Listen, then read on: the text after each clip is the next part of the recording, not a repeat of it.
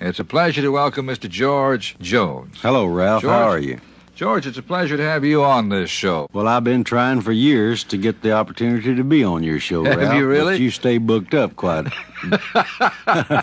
George, tell me about your new record, She's My Rock.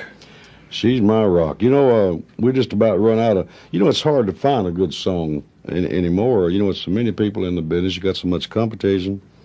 And if you're not right here in Music City, USA here, where you can sort of more or less bug the songwriters a little bit and try to get the songs first, then somebody else is going to get them. And on the road and living out of town like we do, it's hard to get a good song. And Billy Sherrill and a couple other people here work for me in that regards of trying to help me find and keep good material, but it's really hard to find. I've noticed in the last year or so it's been the hardest I've ever seen to come up with even good album material. And but She's My Rock, we're going back to songs that have been done and maybe not overdone, but a few years back, and because we can't find anything new that's good enough, for a single nowadays. I used to hear you introduced on the radio when I first got to playing records. I would hear other disc jockeys call you the Vidor Texas Flash. Well, that's a little suburb of Beaumont, Texas. I say little. It's really grown out there. It's out in the country, across the river from the city of Beaumont. Were you raised in Vidor? No, I was raised. Actually, I was raised about 40 miles north of Beaumont in another county, the next county there, called Hardin County. I was born in a little town called Saratoga, Texas, and I lived around in that area, Kuntz and Saratoga, till I was about 12, I guess, and then we moved into Beaumont when my dad went to work at the shipyard. George, I want to ask you about another song, one of your giant hits, He Stopped Loving Her Today. That's a good one. Now, that's the kind we wish we could find every day. This was the record of the year, 1981? Single record of the year? Yeah, and it won again the next year. And, 81, 82, I guess, at the CMA Awards, it was Right. the Song of the Year? 2 years in a row. I think I heard that only two country songs have done that. Right, Easy Lovin' was the other one. Right. By Freddie Hart. George, when you first ran across this song, did you immediately like it? Did I immediately like it? Yeah. Oh, yes, I fell in love with it. I just went... I go nuts when I hear something that tears me up. And you almost just feel like it's got to be a good song if you go in the studio and it comes off right. However, the song wasn't finished. It was finished as far as the writers were concerned, but I kept this recitation part, wasn't in the lyrics when I first got them. It wasn't? No. She didn't come back at all. I said, this woman's got to come back. It ended, before you get to the recitation. And I said, no, this woman's got to come back one way or the other, either to his funeral or she's got to come back. So Billy finally agreed with me, and he called Bobby Braddock and Curly over, and so next time I was back in town, they had it, and it was down pat. But it was I was going to sing it, and actually when we got in the studio, it's where we decided to do a recitation out of it. Powerful song. Sure was. It was the right time. It was different, and yet it was simple and everyday things that happen to people. Last night, George co-hosted with me on the television show Nashville Now, and I said to the audience, if you could hear one George Jones song right now, which one would it be? And they all yelled, He Stopped Loving Her Today. And then George sang it. We are visiting with George Jones, and George is in Nashville, where he's been doing a lot of work. This was your week off, wasn't it, George? Yeah, well, like I say, last week and this week was supposed to have been my time off. And actually, it's the first time we've had any time off in quite a while, and it's going to be December before we have any more. But I was feeling pretty good, and I still am, and I thought this was important, and I'm sure it is. How's your health, George? Huh? How's your health? Oh, I feel great. We've been talking about going and getting us check in together and for a couple 3 days and get us a physical, because you have your days of your day, you feel in the slump and don't have too much energy, but I think it's because of the road and not eating right, and you're on the road. How old are you, George? 53. When's your birthday? September 12th. The world is caught up now in physical exercise. Do you ever do any of that? That I don't get. That is my biggest problem. Do you ever, a lot of the entertainers around Nashville play golf, or they like to go fishing, or... Well, the entertainers around Nashville are rich, and they have plenty of time to play that golf. Well, that's when they're off the road. Yeah, when they're off the road. You ever play golf in your life? Oh, I have. I've tried it. I enjoy getting out on the course now. And I can tee off pretty good, because I've teed a lot of people off in my past. I can do that good. But I mean, after I get down from there, they go off and leave me. I'll get stranded out there. My guest is George Jones, who used to be a member of the United States Marine Corps. That's right. How long were you? Jarhead. A jarhead. Mm-hmm. How long were you in, George? I was in 2 years. Were you at Paris Island? No, I was stationed at San Jose, California. After I got out of boot camp, I went through boot camp in San Diego, and they stationed me in San Jose at a naval air station. Did you sing while you were in service? Yeah, I finally got around a little bit there on weekends and got to sing with old Cottonseed Clark. I'm sure you remember Cottonseed. And he had the local band. I don't know if you ever knew this or not, Ralph, but Cottonseed wrote poems years ago back then, 20 years or so ago. And he wrote poems, and he sent a couple of them to Jimmy Dickens, and one of those poems was Galvanized Washing Tub. You remember the thing that Jimmy Dickens did? Yeah, about the Saturday bath. Right. Yeah. And it was another one that Jimmy Dickens Well, did. Your front was frying and your back was freezing to death. Right. And you have to take a bath in the same water, after three or four of your brothers and sisters got through, It was a real cute song. He did another one of Cottonseed Clark's songs, too, and I can't recall the title of it. George, the Marines make you tough? No, not tough at all. They told us that when you come out of boot camp, don't do it, but you can whip 10. So it was so many of them came back after that first night of liberty from San Diego. They're all skin up. There wasn't no way they could whip 10. Did the DI make you believe it? Yeah, they made you believe it now. They really did. They yelled at you a lot, too, didn't they, George? You really thought you did, but of course I never did like violence, so I just didn't go out and try it. You didn't go out and get in a fight? No. Did they ship you overseas, George? No, I looked up there. I wasn't shipped overseas.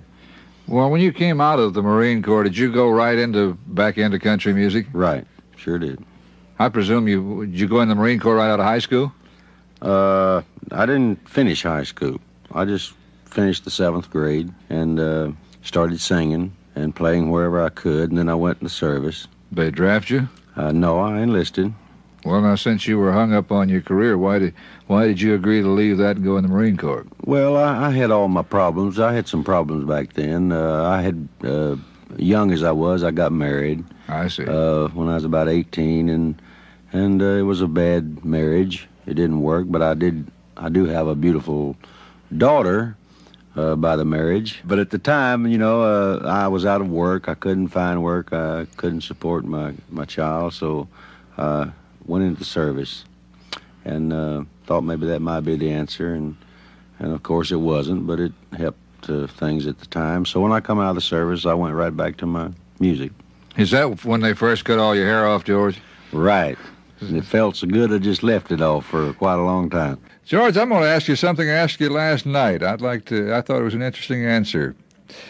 Who are your favorite country singers? And I say that because, particularly on this show, where we have a guest star each week, I will usually get around to saying to the star or artist, who is your favorite country singer? And I would say in 9 cases out of 10, people say, my favorite country singer is George Jones. So we're going to turn the question around now and say to George Jones, who is your favorite country singer? Well, Ralph, she's always been my favorite female country singer, Connie Smith. Oh. And I would have to say Merle Haggard is my favorite male vocalist. However, I would like to say, Ralph, that we have some fine talent in this business. And when you get up to into my age, you know, I've been here a little while, and of course back when I was a kid, you know, Roy Acuff and Bill Monroe, and then I just loved them to death. And then, you know, there's stages throughout your life when you're at my age that you have your favorites. And along came, of course, you know, Hank Williams Sr., and he just dominated everything. And so actually, you know, he would be my overall favorite, even till today. I love to go back and listen to his records. But I mean, for our living legends that we have, like Merle Haggard today, he would have to be my favorite. But which record by Merle? Any particular one? Oh, there's so many of them that he's got that I love. I love most of his stuff. Of course, I like a lot of his singles. Don't get me wrong, but I love so much of his stuff on albums. The older albums, you know, he had some of the greatest material I ever heard. And I thought if it had been my songs, I would have tried to make them singles, every one of them. George, you mentioned you like Connie Smith. Any particular song by Connie that stands out in your mind?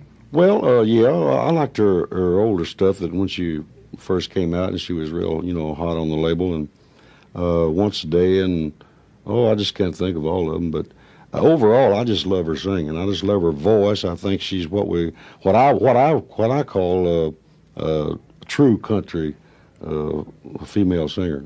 Have you ever with a lot of heart and soul? Yeah. Have you ever talked to her about making a record with her? Oh, yeah, we've talked a few times, and we're hoping that this might come about. I understand. I don't know if I'm speaking out of turn or not, but I understand here a couple of days ago that she might have signed with CBS, and if a new record contract, and if she has, well, I'm really happy just to hear it. But I hope she has. Well, that'd work it out nicely for the lawyers, wouldn't it? Yeah, it sure would. You'd have no legal problem recording with somebody on your same label. Right. You know, we have so many problems. The artists are real generous about recording with you and getting together on, but it's accumulating some problems here lately.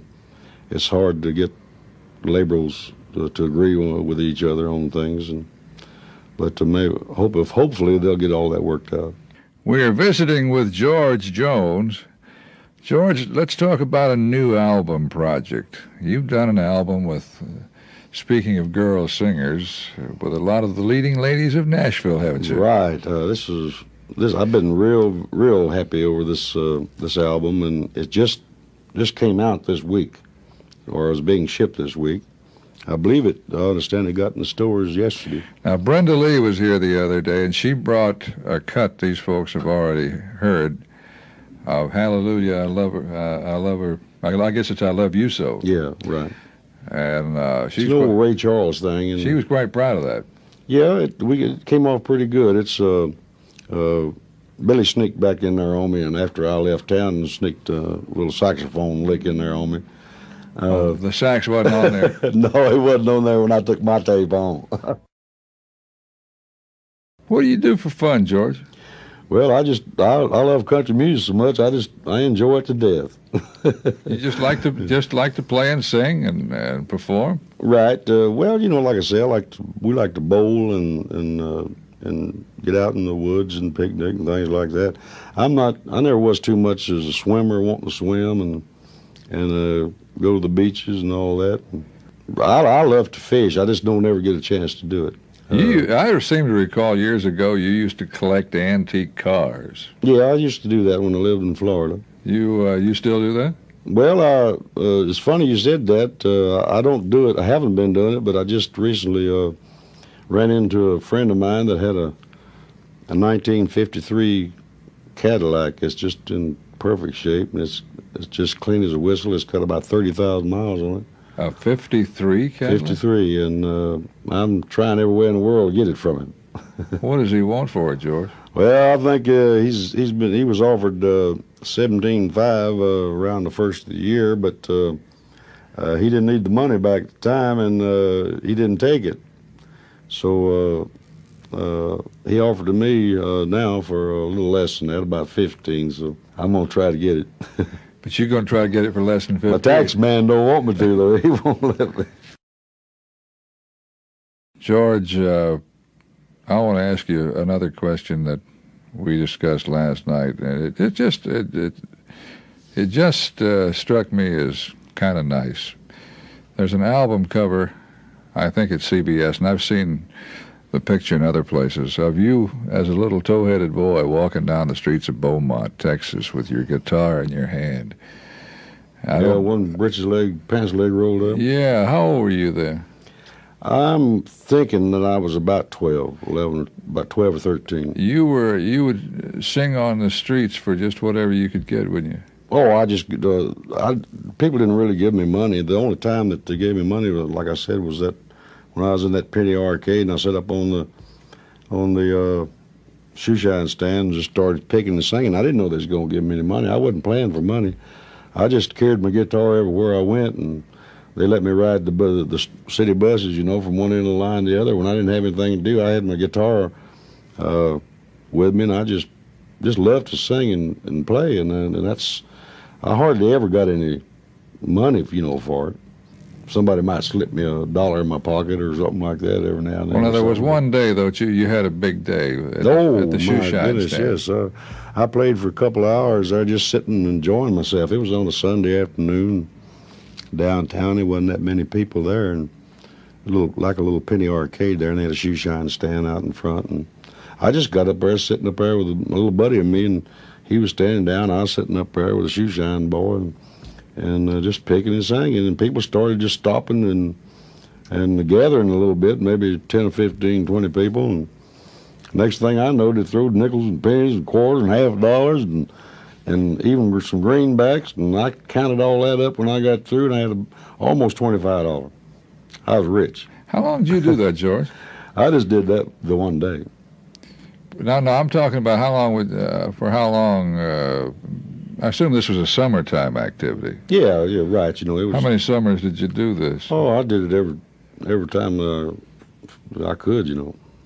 I guess all the way from I was about 12, 13 years old till I was about 16. I think I was 16. I got for my first job picking in public. With Eddie and Pearl. I used to tell you about Eddie and Pearl. Were they on the road, the radio locally there? Yeah, right. Beaumont? In Beaumont, and they had a little hour show in the afternoons, and they played the little taverns and what have you on weekends, and for $17.50 a week, I got to play on the radio and play with them whatever nights they played in these taverns, and of course I got room and board. George, do you think that the press has been unkind to you? No, I don't think so. I think there's been a couple of times maybe there was, it's like anything else. It's according to who the guy was doing the writing. Sometimes they overdo it, go to extremes with it, About the only time I think that I've had any, I think the whole world's been good to me, and I've been very lucky to get out of it alive, and so I don't hold any grudges against the press. The only people that I hold a little grudge against is the people in Jackson, Mississippi, and not because of what I'd done and what I paid to get out of it, what it cost me to get out of it and published and everything, but it's just the writer he went to extremes and said things and wrote things in the paper that were way uncalled for. What happened to you in Jackson, Mississippi? Well, just the writer there for the paper wrote things about, he even brought religion in it and ugly type things like if I was in a church with a deacon, I wouldn't go to heaven. I wouldn't pass hell. I wouldn't pass go. I wouldn't collect $200 and things that were really just bad taste. You mean he painted a sordid picture of George Jones? Oh, it was very ruthful.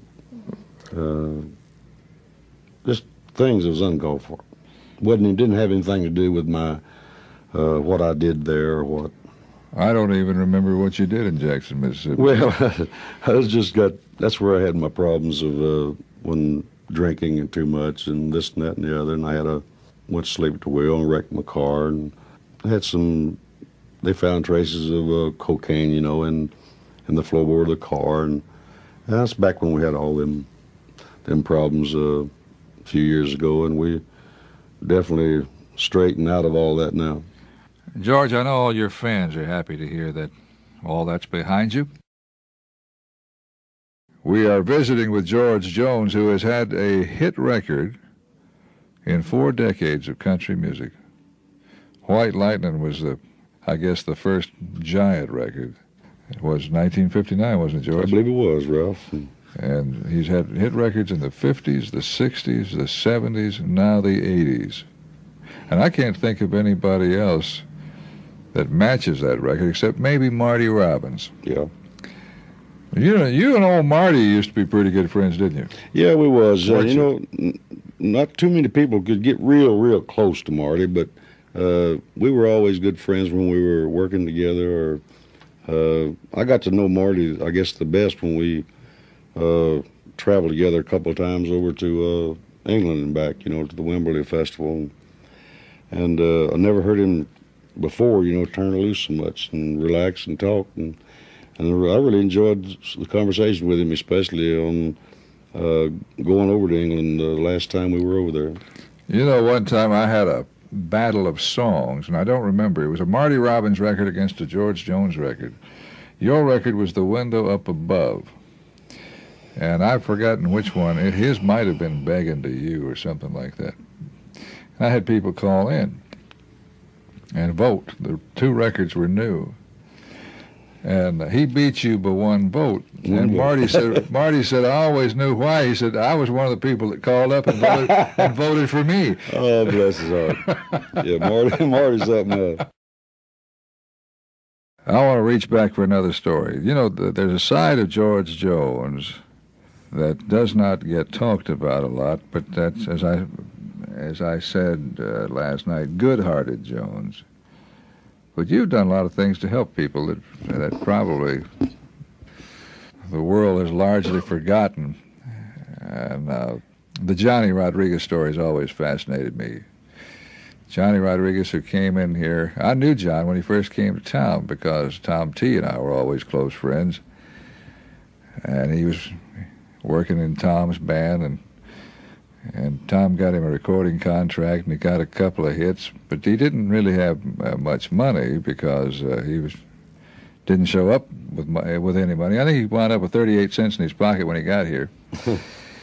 And of course, Tom put him on salary, and then the day came when he had to leave the Tom T. Hall band and go out on the road, and you just can't go out on the road without some clothes, a guitar, a way to travel, and that sort of thing. And Johnny always told me he appreciated what you did for him. You want to tell these people what you did for him? I met Johnny, and like I say, right after he had his big record there, and I just thought he was a great little old singer and a beautiful person, and I just kind of fell in love with him, and I thought he was something else. And of course, I wanted to, you know, you want to help somebody you like that much, and if you can do anything for him, you certainly want to do that. And I had a gob of new uniforms that I'd never even wore that I'd grown real fast. You know, I just gained a lot of weight right overnight. And I thought I'd just put them to use, you know, if he could use them. And he came to my house and tried them on, and they just fit him perfect. And so I was just glad to help, you know, in any way I could. And he appreciated it, and we've been good friends ever since. Well, you gave him all these suits, which were quite expensive. These were what we call nudie suits. Right. And Nudie, the rodeo tailor, who has since passed away, he used to make very expensive suits. Oh, boy. He really got high in the past few years. And you must have given him, little John, over $2,000 worth of clothes there. Well, right at it. But we were glad to do it because I knew there wasn't any good to me anymore, you know. I knew I wasn't going to... George, I somehow feel like if you hadn't had those suits hanging in the closet, you'd have probably bought him stuff. Well, yes, I would have. I just liked him that much. He's just a fine boy. I'm talking with George Jones. What was the name of that album we mentioned? Lady's Choice? Lady's Choice. Who is your choice lady? Well, I can't hardly say that now, Ralph. I'm talking about the lady sitting over here on the couch. Oh, she's my rock. Yeah, you know, She's My Rock is the only single on there I know by you don't want to myself. pick one girl singer above the others except for Connie Smith. I'm talking about Nancy. Well, Nancy, I call her my rock. She's my rock. That's She's really the reason changed your life for you, hasn't she? She sure has. She sure has. I give her all the credit. She stuck with me through the bad times and helped me to get it all right. When did you and Nancy meet? Oh, when did we meet? Now, that was something else. We've been married 2 years here pretty quick in March. When's your wedding anniversary, George? March 4th. Okay. I can't forget that. She won't let me.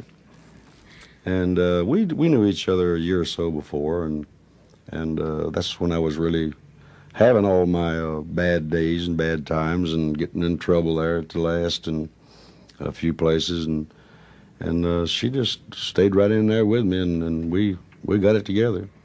Nancy, come over here, will you, please? Come over here, young lady. This is Mrs. George Jones. This is Nancy.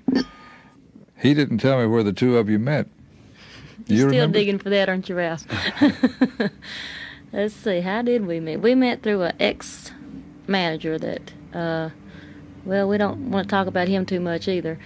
And he was dating a girlfriend of mine and just wanted me to come out one weekend and meet George Jones and go to a show and just get away. And I guess I was having some rough times, too, going through a divorce. New York, of all places. Of all places, New York. And I went and met a very nice, sweet man. Did you fall in love with him? First day. Huh? First day. Love at first sight. I'd have to say that. I saw a man that was good and had been done wrong, and I think was looking for exactly what I think I wanted to give him. He was looking for a good woman and somebody to help him straighten up, and I hung in there. What have you done for George to help him? That I can't say. I think George has done it himself. He's the only thing I can say is that just love him and hang in there. And as far as helping George, I think George has helped himself. He gives me the credit, and I appreciate it, but I think he's done it himself. You know, it must be awesome. You weren't in the business, right, as we call it, the business. No. It must be awesome to suddenly be swept up in the business, and particularly when you're married to a superstar that everybody loves or everybody has an opinion about. I would say most people love George. But certainly everybody has an opinion about George Jones. And suddenly you're swept up in all of this adulation, the commotion, if you will, that sort of thing. And everywhere you go, people are clamoring to see George, get his autograph, talk to George, that sort of thing. Was that hard for you to adjust to? No, I don't think so. I think I knew what I was getting into to begin with. And with a lot of help of George, he's taught me everything I know about it.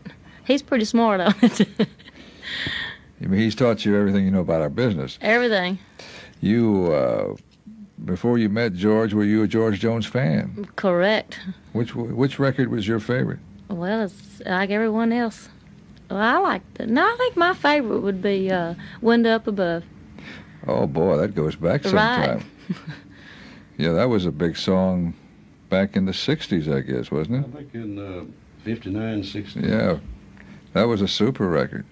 Our guest star of the week is George Jones, and the lady with him is Mrs. Jones, Nancy. And, Nancy, I have another question or two for you. Where did the two of you get married? In Woodville, Texas, at his sister's house. So you had a house wedding? We had a house wedding. 4 people. And that includes me and George. And the preacher. So it was George, you, the preacher, and who? 5, Yeah, counting his sister and brother-in-law. That was it. That's all we wanted. We had a lot of work to do. We was clearing for Jones Country. Is George neat? Is George neat? Yeah, does he pick up his socks? Oh, George is very neat. Very neat, yeah. He's a little spoiled now, but he's neat. He's a little spoiled, but he's neat. But I think I've made him that way. I told her she caused it, and I didn't want to hear no. I think he deserves to be spoiled. He works hard. You go on the road with him? Yes. You like the life on the road? When I can find something to eat, I do. You mean that's a problem? It's a problem. Well, you just stop and eat when you get hungry, you know, and you can't, it's not like being at home or here in town, you know, when you know the right places to go. You just have to pull into a place and then take your chances. You know. Nancy, are you involved in the business of George Jones? Yeah, me and George handle the whole thing now. It's George's. I think George could be George's manager. He knows the business enough, and he's taught me enough that we handle our own everything except booking. My biggest problems, Ralph, is always. Why don't you pull that microphone over a little closer to you, George? My biggest problems in the past, and maybe I've just been unfortunate, but maybe other folks ain't had been like or not like me, but I've had all my biggest problems in my past because of managers, and I'm definitely away from them right now. I wish the two of you well. You look like a happy couple. Oh, we are that. If I ever have another manager, it'll be Ralph Emery. I don't want nobody else. George, you know I ain't got time to manage you. Are you kidding? I don't see how you have time for anything. You know, your attorney is one of my best friends. We grew up together. Tom Binkley. Old Tom Binkley. I know Tom pretty well, and I know that you can certainly trust him. George, I first heard about you, and I'd hear disc jockeys. I didn't know you. I'd hear other disc jockeys say the Viter Texas Flash, stuff like that. I got that from Tex Ritter. He called me the Viter Flash. And apparently a lot of disc jockeys picked up on that. Right. And we kept hearing about this kid down there on the East Texas coast. And I think you were on Starday Records then. Right. You kept getting a little bigger and a little bigger and a little bigger. You and Johnny Cash broke out about the same time, didn't you? About the same time, Ralph, if I'm not badly mistaken, Johnny Cash, myself, and Jimmy C. Newman, we, all three of us were on the Louisiana Hayride about the same time. And in fact, we all three came to Nashville about the same time. Were you on the Hayride same time Elvis was there? Right. Do you remember much about Elvis in those days? Quite a bit. He turned the whole situation around there. Every Saturday night, Shreveport, at Louisiana Hayride, you know, it was big crowds every Saturday night, like the Grand Ole Opry, and Elvis made it even bigger. But for some reason, seems like the trend was changing. You know, especially with a different type that. They got from Elvis at the time, and when Elvis left the Hayride, well, this hurt the business there pretty bad. But Elvis brought on the rockabilly situation. Right. Did you try to jump in and sing rockabilly? Well, there wasn't so much we could do, Ralph. You got to join them, you know. And is that when Thumper Jones was born? Right. But he died pretty fast. How many records did you make as Thumper Jones? One only. As an experiment? One side was called Rocket. And the other side was called Dadgummit, How Come It? Did Pappy Daly talk you into that, or did you do that on your own? No, that was my own idea. That was one of my worst Why didn't you stick with it? Ideas, you know. Why didn't you stick with it, George? Well, I'll tell you, the way they did that, you know, it hurt my throat. Oh, okay. I just couldn't do it. George, what's that old song where you dropped your voice into a lower key and you'd say, I get suspicious and I'm going to tell you so? You gotta be my baby. Yeah, I thought that's the one. George, has country music changed a lot over the years? Oh, they've changed, I think, tremendously, Ralph. Has the business changed a lot? Yes. I think everything in general has changed, mostly the business. More people got involved into the actual artist, you know, like the publishers and you know, managers, people like that, you know, a lot of people from out of town, like New York, California. So most of them people, I think, that when they came here were mostly the people in publishing, because country music started being so big, and they saw, you know, a lot of future in it, money-wise, and a lot of them moved in here, and I think they've I can't think of the word to use for it, but they've influenced a lot of people in the business, the labels, and your television shows like the CMA Awards and things like that. Is it as much fun as it used to be? Oh, I enjoy it when I do it. I kind of got my feelings towards all these these big to-do shows and everything, and how the awards go and things like that. Of course, everybody does. And, you want to express your feelings, George? Well, I think I would like to say this real brief, and then I'll bow out because I don't want to offend no one. But I think they're taking too much of the good country music out of what is supposed to be country music, and that's what Nashville's all about. The CMA Awards stands for Country Music Association. We don't have much in that CMA that I feel of the letters CM. Well, all we got left is the A. Are you saying country music is too pop? I think they're carrying it too far to the other field, which is good. There's good records out. Don't get me wrong, and there's some great talent. But I just love. I speak for myself, I guess, because I just love country music that much, and I hate to see it just be destroyed altogether. I mean, to where it's not.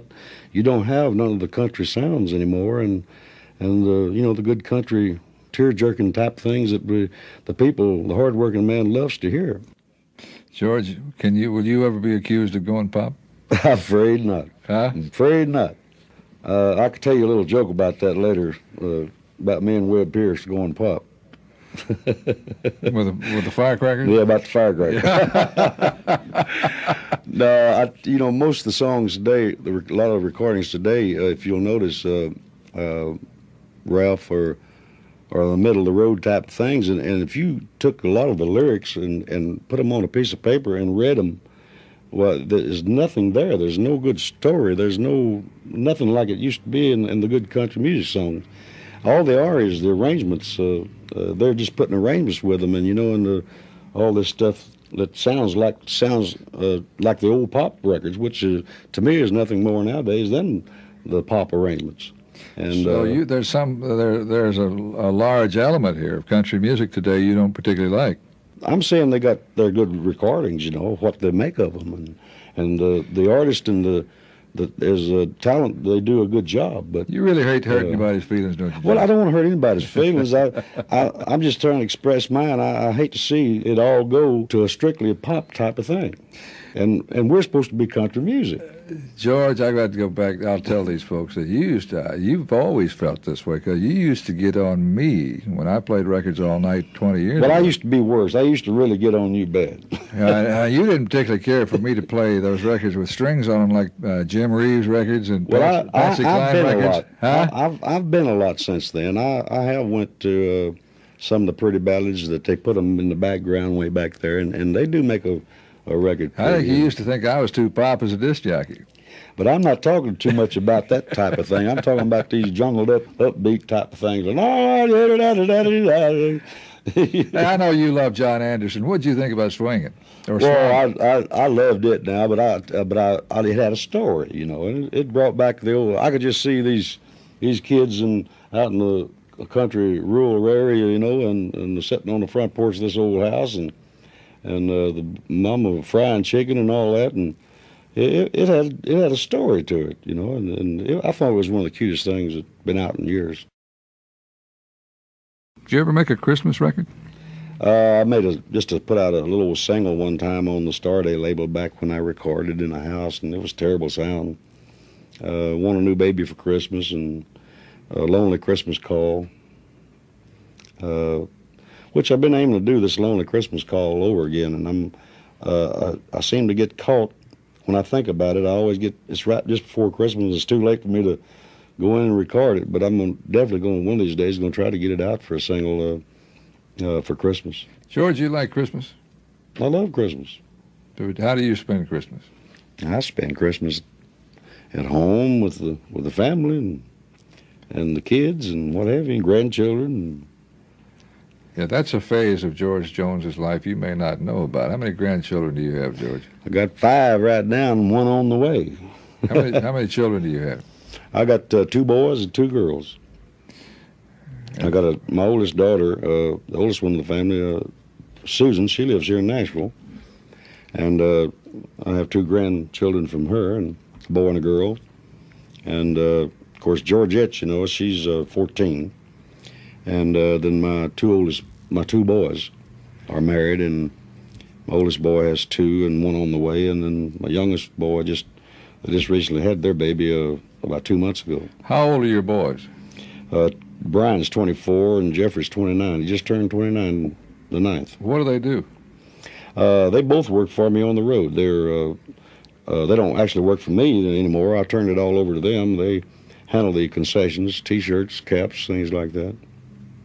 They also have their own printing facilities. You know, they have their own shop that they just recently set up, and that's the reason I'm proud of them, because they really do a good job on the material, the concessions, and then people get a good piece of material when they buy it. So do all of you gather at Christmas time? Do all of you gather together? Yes, sir. We sure do. We have a blast. What do your grandkids call you, George? Paw. That's cute. Yeah, well, I tell you, for a while there, it just made me feel real old and all that, you know, and still have a touch of that feeling, but now that I've kind of got used to it, and I wouldn't trade it for nothing, you know. That's the way it is when you become grandpa or grandma. When do you open your packages? Christmas Eve or Christmas morning? I can't wait, so I open about 2 or 3 days before. What do you want for Christmas? Do you really? I said I sneak in and get my main ones, you know. What do you want for Christmas, George? Where am I going? No, what do you want? What do I want? I just want this year. I think the good Lord's been so good to us. I just want my health and my family with me at Christmas time, and I'll be very happy. And all the good cooking that Nancy does, and I'll just be real happy there in my house shoes and jammers. Do what? I'll be real happy and content with my house shoes and jammers. Oh, your jammies. Oh, okay. We touched on it earlier. I was kidding you about some of your names, but you were a disc jockey for a while in a little station. We're in Beaumont, Texas? Beaumont, Texas. How long were you on that station? I guess I was on for a year or 2, something like that. And that vinegar face, P. Williker, that's how you came on, wasn't it? Right. I had a show, and back in those days, you know, you got a lot of cards and letters, and I told the friends and neighbors to write me, you know, and run a little contest one time. A lot of people would write me and want to know how old I was, and so I was going to give them a record if they could, whoever came the closest to guessing my age. And back at the time, I think I was 18, 19 years old, and I never got one letter or card that said I was under 30. Most of them was 40, 45 years old, 50. And I guess it's just the way my voice sounded over the air that I just sounded a lot older. And I got to telling the people to write in to old George P. Williker, Pickle Bush Jones. And they really thought I was older by the way I talked, I guess. And when you said old, they started guessing old. Right. You know, you could have turned that into an act. You could have called yourself Grandpa Jones. Yeah, sure. That might have been a pretty successful act. What, George, how long have you known Grandpa? I've known Grandpa, I guess, ever since I've seen him perform, you know, in my earlier days. But when I first came to the opera is when I first met him back in around 1955 or 56. What did he say to you about your mail? Oh, we used to get our mail at the WSM, and he said, I wish you'd tell them people to quit putting your mail in my box. George, let's talk about the books. There are 2 books out about your life that you disagree with. One called Ragged But Right, and I don't know the name of the new book. But I understand that you were not interviewed. Did they even ask you? No, they didn't. What gets me about it, Ralph, is they're not that they're just dumb books. They start off talking about the big thicket of East Texas, and what they did was got their source of information from just a small number of people, like 3 or 4 people. A couple of them were kinfolks of mine, which no offense to them or anybody else, as far as that goes, but it's just hearsay stuff. And none of it is I didn't read but just a little bit of the first book, and I didn't read the rest of it. It was so dumb, and nothing at all is right about in any of the books. And I just thought it was, if you're going to write a book about somebody, you don't write a book on hearsay and what some guy down the street tells you about something, you know. I don't mind the truth being printed about me. And in fact, I told the lady that wrote the Ragged but Right book, I said, all I don't even want a nickel out of the book. I don't want nothing out of the book. If you're going to write a book on me, all I want is the truth. I want the story to be about me, and I want it to be the truth. And whatever you dig up, even if it's bad, I want it printed, and I want the truth told. And I haven't, part I read and what I understand, what my wife Nancy read the whole thing, and it's just disgusting. There's nothing in it at all but hearsay and word of mouth, and nothing that even pertains to the things that people would want to hear about an artist anyhow. You think some people who voiced their opinions about you were trying to hurt you? Well, really, it doesn't bother me, because even the truth don't bother me if it's bad, as long as it's true. People that have a chance, they went to get this material, they have a chance. If they dislike you a little bit, all they got to do is say to themselves, well, now here's a good chance I can really get even. So all it is a bunch of trash. And I think we got too smart of education, and we're too up in society today in a great country to where we don't have to go down and spend our hard-earned dollar and buy nothing but trash. And especially if you ain't gonna get no good out of it at all. So you don't approve of either one of the books, do you? I certainly don't. Okay, I wanted. Seeing all of this, I haven't heard George Jones's side of all this.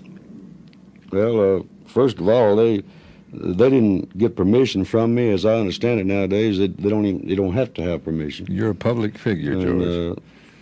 Yeah, right. And so I always said sticks and stones break my bones, but it ain't nothing going to kill me. And I've been through a lot of things in this business and life that I caused and brought a lot on myself, and I'm not blaming nobody for that. In fact, I couldn't, because so many of them stood by me. But all I ever wanted out of life is try to be as honest as I could, and if I did bad, I try to do right. George, I want to talk about some of your old duets for a moment. You used to make records with Gene Pitney, didn't you? I sure did. Was this, I don't know whether many people remember this, but Gene Pitney was a big rock act. I always thought that was a peculiar combination, the big rock act with the big country act. Ralph, this is when I first moved from United Artists Records to Musicorps. And Gene Pitney was on Musicorps, and at the time he was about the hottest thing going in that field overseas. And they thought it really might be something, he loves country music, always has, and of course he never sung country, and he always wanted to do a country album. So they said, well, if you want to do a country album, why don't you do one with George Jones, since he's just signed with the label. So that's what we done, and we did 2 albums together, and the first album was a real good seller for us. I know. Now this next song we're going to play by you did it as a duet with him, Love Bug? Right. And well, you did 2 albums. Was this back when he was so hot and singing? He used to sing "The Man Who Shot Liberty Valance" and all those songs. Right. I heard one time he owned a chemical company. Is that right? I heard that too, but I don't believe it was true. Okay. Just you got to check these things out. George, what do you want to say about the Love Bug? Well, the Love Bug was a record that I came out with. I believe it was the very next record after Races On. I was trying to get another up-tempo thing going, and it wasn't quite as big as Races On. Wayne Kemp wrote the song, a fine singer in his own right, and so we did it, and I recorded about 3 different times, and it still didn't really come off the way I wanted it to, but the last time we thought it was good enough, so we put it out. You know what's strange about this? I just noticed something. This record is exactly the same time as the race is on. Is it really? 2 minutes and 3 seconds. Well, I never noticed that before. So if you were trying to get something just like it, you'd doggone. Well, maybe that's the reason it didn't sell as good. It was the same length of time there. Well, I never noticed that.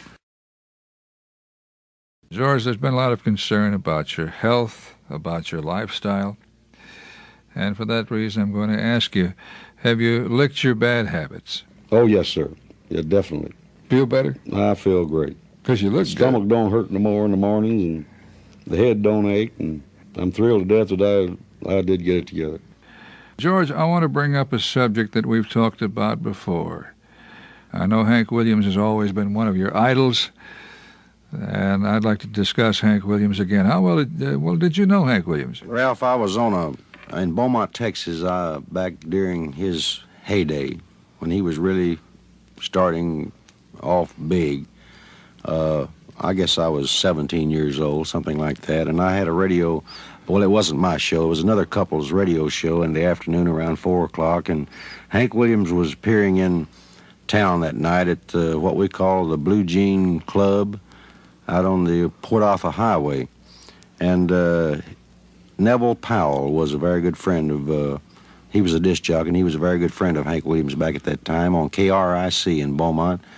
And we had this afternoon show, so he had Hank to come by that afternoon before his dance that night and do a song on our show. And the song he did was Wedding Bells. It had just been released. And I played electric guitar when I first started off with this man and wife team. And I had it all figured out. I knew he was going to come by. And I already learned Wedding Bells, and I sung it at some places already. And I knew it well, and I had it all, my part figured out on the guitar. He gets up to the microphone with his guitar. He made me mad. He didn't let me kick it off. I done had that all figured out. I wanted to kick it off. So he started just singing it cold, you know. So, and when he started singing, I loved his singing so much, and I was so dumbfounded that I never hit one note on that guitar. From the time he started to the time he finished, my fingers just froze to the neck of the guitar. And that's in a small summary of just how much he meant to me. Do you recall anything he said to you? Well, we had a little talk, you know. I was wanting to get started in the business, and the couple that was with me was talking with him too, and told him that I was a big fan of Roy Acuff's and him. And he got to telling me that he tried to sing like Roy Acuff when he first started, and that he found out that they already had one Roy Acuff. What they needed now was, as far as he was concerned, was Hank Williams. So he started singing like Hank Williams and started doing all right for himself. I said, well, maybe I better quit trying to sing like you and Roy Acuff and try to sound like my own self. So he gave me a pretty good tip, and this is what I did. But you got all shook up when he came. But I really froze. George, you've got, unless I'm wrong, you've got 2 albums out in tribute to Hank Williams. Right. Back when I was on the Mercury label, I did my first album of Hank Williams songs, George Jones Salutes Hank Williams. And this was one of the biggest thrills of my career of recording, because it's something I'd wanted to do even sooner than I did it. But they finally let me do it, and it's so real good for me. Can you still buy these albums? You did another one, too, on another label. Right, and later on, after I moved from Mercury to United Artists, I did another album of Hank Williams songs. And, Ralph, I'm not sure that, I don't believe they're still on the market. I noticed, too, cut 1, side 1 on one of these albums is Wedding Bells. Right. I had to get that in. Did you freeze up again? Almost.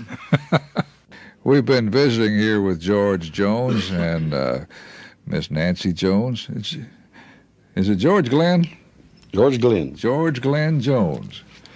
And, George, I appreciate you taking time to sit down and talk to us. Thank you, Ralph. I've certainly enjoyed it. I wish we had more time, but maybe next time we can just take our time and just gab a whole lot. You are very much in demand. You're a hot item. Oh, me. And the fans love you. They really do. I certainly love them, and they've sure stuck by me and for about 30 years now in the business, and I just hope they'll stick by a few more years. We'll have made. George, I think I'll tell you this. I haven't told anybody this. On the Hall of Fame ballot, they have a blank there where you can write in anybody you want to. And I wrote in the name George Jones because I think if anybody deserves to be in the Country Music Hall of Fame, you do. Well, bless your heart, right? Floyd Tillman got it this year, and he deserved it. He sure did. I know he's a favorite of yours. He sure is. He's fine people. But I think they ought to put you in there pretty soon. Well, I hope they do, and if they don't, Ralph, I thank you for voting for me. And I wish you and Nancy and your family well wherever you go. Thank you. Thank you very much.